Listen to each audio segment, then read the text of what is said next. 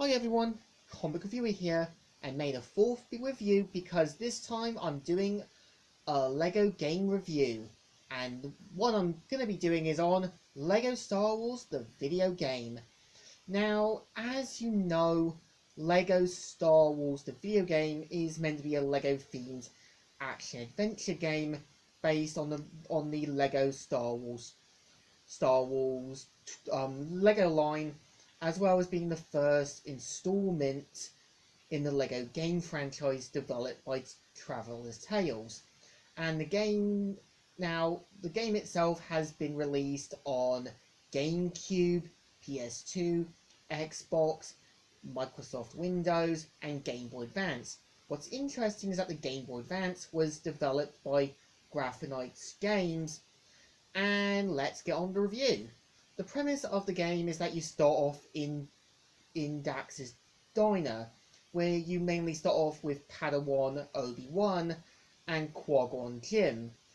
By completing the first level, which is meant to be based in the Trade Federation ship, you unlock the other two levels. And the game itself is meant to be more like a LEGO themed Star Wars game, and each character has a different ability. For example, Jedis and Sith like Obi-Wan, Count Dooku, Kit Fisto, and also Obi-Wan can use the Force to move things and solve puzzles.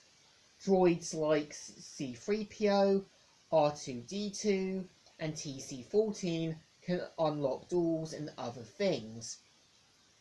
Also, characters with guns like Padme, Chewbacca, and also like clone troopers can basically use their grappling guns to go through other areas.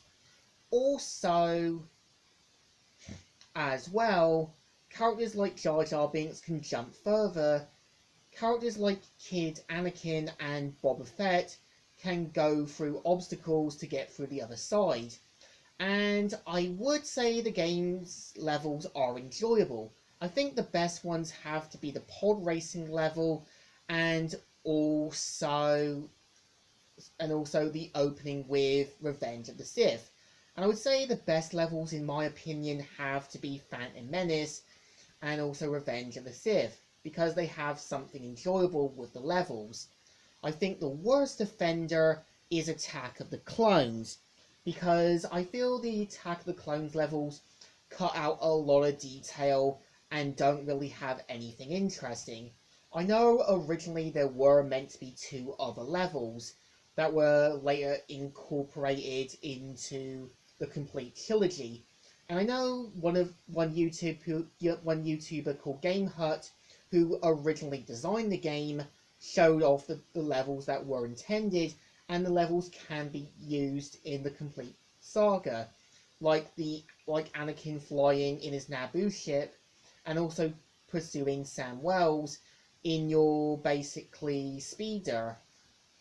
And I know the game does cut out a lot of things, like for example, Anakin trying to find his mum, also Order 66 happening, Yoda feeling a disturbance in the Force.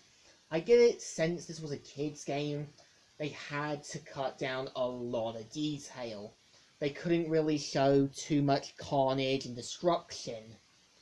And I would also say what was good about the game is that it didn't need voice acting because you already knew what the story was. I think with the later games, they do better with the voice acting because they have some familiar voice talent, like Grey DeLisle, Kevin Conroy, Mark Hamill, and so on. I also know that since this was on the PS2, they couldn't explore further by Dax's diner. So you were kind of stuck at the diner, but you could basically see what your progress was from the sort of white little blocks you could collect to build a ship, and if you collected enough studs, you could get more points, and you could even unlock the bonus level, A New Hope, that is meant to kind of foreshadow and hint at the sequel at the time, the original trilogy that also had episodes 4, 5, and 6. I think to me, the Lego Star Wars, the video game, is enjoyable because if you're a fan of the prequels and if you wanted to sort of see a Lego game being done, then this was kind of your thing.